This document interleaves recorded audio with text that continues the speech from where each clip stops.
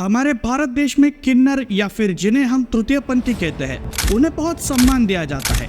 ये देश अर्धनारीश्वर को पूजने वाला देश है। किसी भी मंगल कार्य में तृतीय पंथों का आशीर्वाद लेना एक प्रथा है, लेकिन इसी कम्युनिटी से जुड़ी एक घटना ने देश को हिला दिया है। कभी कभी कोई खबर सुनकर यकीन ही नहीं होता। मुंबई जैसी मेगा सिटी में जहां हर गली में पुलिस कैमरे हैं, जहां हर पहचान आधार और पैन से जुड़ी है, वही कोई व्यक्ति 3 दशक तक झूठी पहचान के सहारे रह सकता है। सिर्फ रहना ही नहीं, बल्कि पूरी एक कम्युनिटी का लीडर बन सकता है, घर जमीन खरीद सकता है और कोई पकड़ भी ना पाए। दोस्तों, ये कहानी सिर्फ एक व्यक्ति की नहीं है, ये कहानी है fake identity system, illegal migration network और हमारे नेशनल सिक्योरिटी थ्रेट्स की। आज हम उसी तरह की एक केस को जानेंगे जिसे मीडिया ने नाम दिया गुरु माँ ज्योति केस।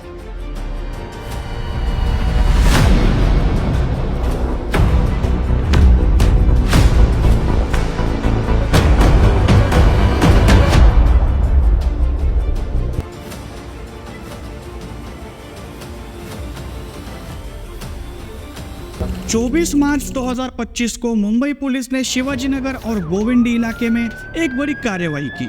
कई महीनों की एक निगरानी के बाद उन्हें सुराग मिला कि कुछ ट्रांसजेंडर ग्रुप्स में कई लोगों के डॉक्यूमेंट्स सस्पिशियस है। जांच शुरू हुई तो पता चला एक महिला गुरु, जिसे सब गुरु माँ ज्योति के नाम से जानते थे, असल में बाबू अयान खान नाम का व्यक्ति है। ये व्यक्ति 30 साल से वो मुंबई में रह रहा था और आधार, पॅन, बर्थ सर्टिफिकेट सब कुछ फर्जी निकला। मुंबईच्या गोवंडी भागामध्ये ज्योती माँ म्हणून नाव बदलून राहणाऱ्या बांगलादेशी बाबू आयनल खान या 44 वर्षीय किन्नर गुरुला शिवाजीनगर पोलिसांनी अटक केलेली आहे।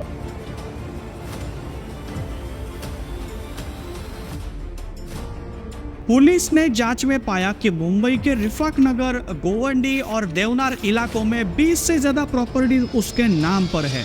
20 से ज्यादा। इन घरों में करीब 300 लोग रह रहे थे, जिन्हें उसने अपने शिष्य बताया। लोगों को भय भी था, सम्मान भी। कई लोगों ने बताया कि वो आर्थिक मदद के बहाने उनसे पैसे वसूल किया करता था।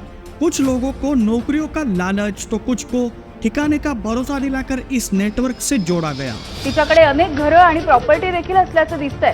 तसंच अपहरण, मारामाऱ्या असे गंभीर गुन्हे देखील तिच्यावरती दाखल आहेत। शिवाजीनगर पोलीस सध्या पुढचा तपास करतायत।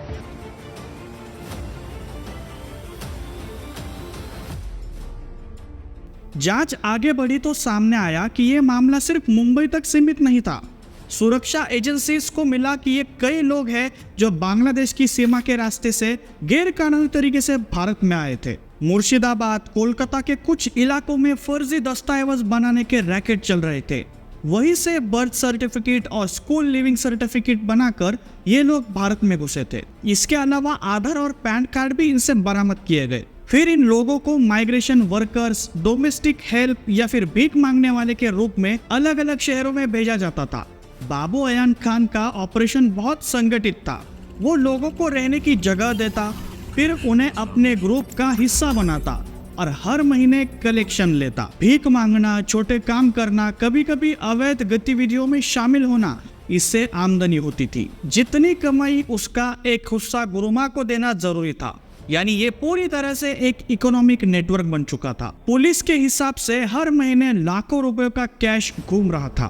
त्यांचं वास्तव्य करत होती आणि मुंबईमध्ये वेगवेगळ्या ठिकाणी त्यांना कामाला लावत होती आणि या निमित्त त्यांच्याकडून जे आहे कमिशन मिळत होती आणि मोठा जो पैसा जो आहे तिने या माध्यमातून कमावलेला आहे।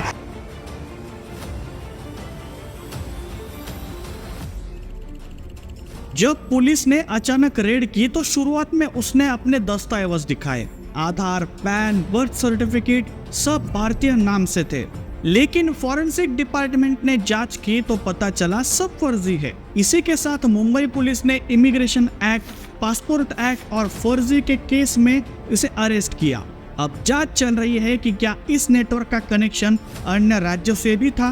गोवंडी, देवनार और रिफाक नगर ऐसे इलाके हैं जहां जनसंख्या घनी है, रेंटल हाउसिंग आसान मिलती है और पुलिस की निगरानी भी थोड़ी कम होती है। ऐसे इलाकों में फेक आइडेंटिटी के सहारे रहना और छिपना काफी आसान हो जाता है।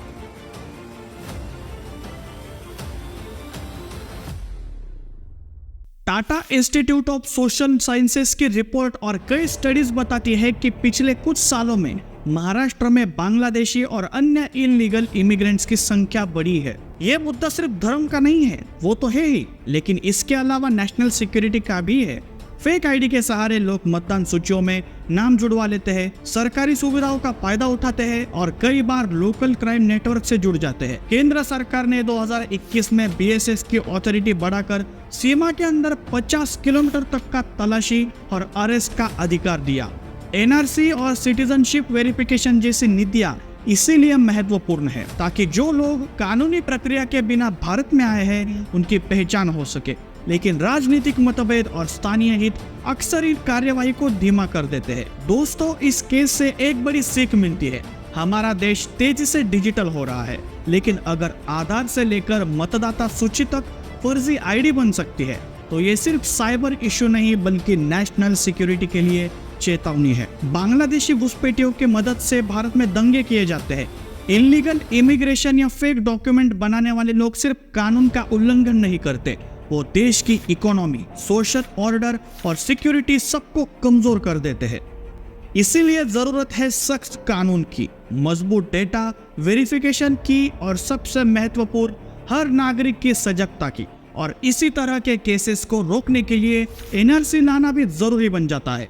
लेकिन अफसोस, हमारे ही देश की कुछ पॉलिटिकल पार्टीज लोगों को एनआरसी के खिलाफ झूठी इंफॉर्मेशन बताकर भड़काती है और फिर सरकार के खिलाफ दंगे करवाती है, जिसका एग्जाम्पल हमने शाहीन बाग का देखा था। इस वीडियो को लाइक करिए और ज्यादा से ज्यादा शेयर करिए ताकि लोग एक्टिव रहे और कमेंट में बताइए क्या हमें देश भर में ऐसे फेक आइडेंटिटी नेटवर्क की जांच करनी चाहिए। मैं शशांक मिलता हूँ आपको अगली वीडियो में।